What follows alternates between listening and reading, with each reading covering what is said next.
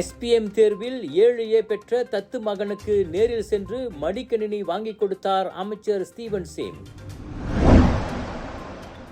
இந்திய அதிபர் மாளிகையில் பிரதமர் அன்வாருக்கு சடங்குபூர்வ வரவேற்பு.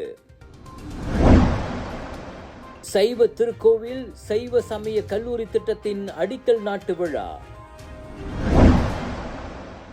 குரங்கம்மை நோய்க்கு தடுப்பூசி போடும் திட்டம் தற்போதைக்கு இல்லை, கூறுகிறது சுகாதார அமைச்சு. வீடு புகுந்து சோற்றுப்பானை கரண்டியை திருடிய 2 நண்பர்களுக்கு 4 ஆண்டுகள் சிறை.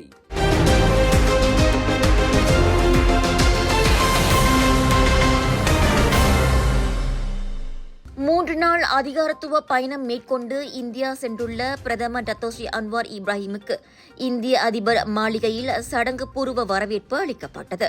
இந்திய பிரதமர் நரேந்திர மோடி அன்வாரை எதிர்கொண்டு வரவேற்றார். அன்வாரை கட்டியணைத்து பரஸ்பரம் பரிமாறிக்கொண்ட மோடி அவரின் கைகளை பிடித்தவாறு அழைத்துச் சென்றது கவனத்தை ஈர்த்தது. இன்று மாலை அன்வார் தலைமையிலான மலேசிய பேராளர் குழுவும் மோடி தலைமையிலான இந்திய பேராளர் குழுவும் சந்தித்து பேசுகின்றனர். அதன்போது சில புரிந்துணர்வு ஒப்பந்தங்களும் கையெழுத்தாகவிருக்கின்றன. பின்னர் மோடி அன்வார் இடையில் நேரடி சந்திப்புக்கும் திட்டமிடப்பட்டிருக்கிறது. இந்திய அதிபர் திரௌபதி முர்முவையும் அன்வார் பின்னர் மரியாதை நிமித்தம் சென்று காணவிருக்கிறார். 2022 நவம்பரில் நாட்டின் 10வது பிரதமராக பதவியேற்றதிலிருந்து இந்தியாவுக்கு பிரதமர் மேற்கொள்ளும் முதல் அலுவல் பயணம் இதுவாகும்.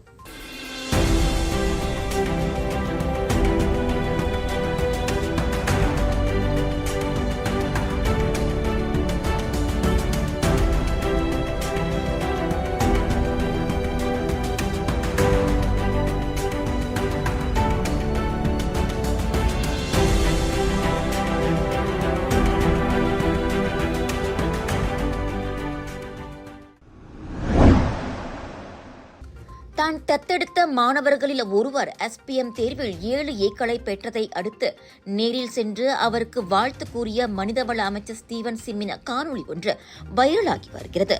பினாங்கில் கஜேஸ்வரன் எனும் அம்மாணவரின் வீட்டுக்கே நேரில் சென்று அவரை வாழ்த்திய அமைச்சர் ரொக்க அன்பளிப்பையும் வழங்கினார். தனது தத்தெடுப்பு திட்டத்தின் கீழ் SPM தேர்வில் பெறும் ஒவ்வொரு ஏக்கும் 50 ரிங்கிட்டை சன்மானமாக வழங்கி வரும் ஸ்டீவன் சிம் கஜேஸ்வரனுக்கு 7Aக்களுக்கான சன்மான தொகையை வழங்கி மகிழ்வித்தார். அதோடு நிறுத்தாமல் கஜேஸ்வரனை அவரே கணினி கடைக்கு கூட்டிச் சென்று மடிக்கணினியையும் வாங்கி தந்து இன்ப அதிர்ச்சியை ஏற்படுத்தினார்.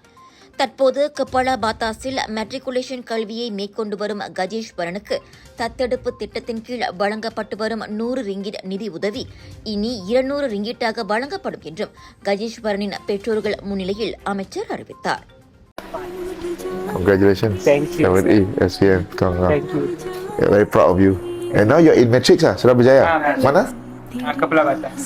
Oh, nearby. I promise all my anak angkat, each A they get 50 ringgit for SPM. 7A. Thank you, sir. உலக மக்களின் சுகாதாரத்திற்கு புதிய மருட்டலாக உருவெடுத்துள்ள எம்பாக்ஸ் எனப்படும் குரங்கம்மை நோய்க்கு அரசாங்கம் தடுப்பூசி திட்டத்தை கொண்டு வர எண்ணம் கொண்டிருக்கவில்லை. தற்போதைக்கு அதற்கான அவசியம் ஏற்படவில்லை. அது குறித்து விவாதிக்கப்படவும் இல்லை என சுகாதார துணை அமைச்சர் லுக்கானிஸ்மான் அவாங் சவுனி தெரிவித்திருக்கிறார். ஒருவேளை தடுப்பூசி போடுவதற்கான அவசியம் ஏற்படும் பட்சத்தில் அது குறித்து ஆழமாக ஆராயப்படும் என அவர் தெரிவித்தார். தற்சமயத்திற்கு எம்பாக்ஸ் நோய் தடுப்பு குறித்த வழிகாட்டிகளையும் அது பரவும் வகைகள் குறித்தும் அறிந்து கொண்டு பாதுகாப்பாகவே இருந்தாலே பாதிப்பிலிருந்து தவிர்க்க முடியும். சுய தூய்மையும் அவற்றில் அடங்கும் என துணை அமைச்சர் கூறினார். எம்பாக்ஸ் தொற்றின் அறிகுறிகளாக தோலில் சொறி சிறங்கும் கொப்பளங்களும் ஏற்படுவதை அவர் சுட்டிக்காட்டினார். எம்பாக்ஸ் பரவலை கட்டுப்படுத்தும் முயற்சியாக நாட்டின் நுழைவாயில்களில் கடுமையான பரிசோதனை மேற்கொள்ளப்பட்டு வருகிறது.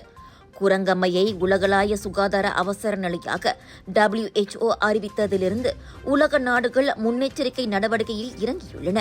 5 நாட்கள் 96 மணி நேரங்கள் இடைவிடாது இலவசமாக 2000 பேருக்கு முடிவெட்டி மலேசிய சாதனை புத்தகத்தில் இடம்பெறும் மாபெரும் முயற்சி. வாருங்கள், முடித்திருத்தி நீங்களும் இச்சாதனைக்கு வித்திடுங்கள்.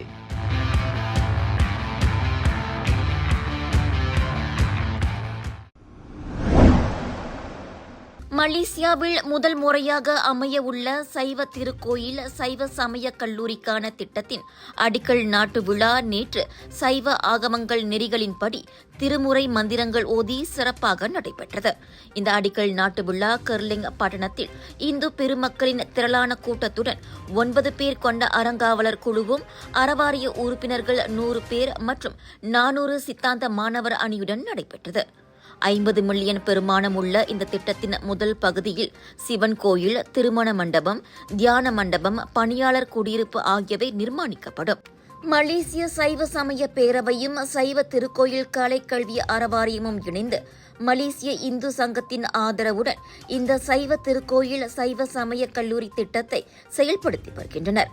பொருள் நோக்கம் இல்லாத இத்திட்டத்தில் சமய ஆசிரியர், கோயில் பூசகர், திருமுறை ஓதுவார், தென்னிந்திய சமயங்களின் தத்துவ துறைகள் போன்ற அனைத்து பயிற்சிகளும் கட்டணமின்றி வழங்கப்படும்.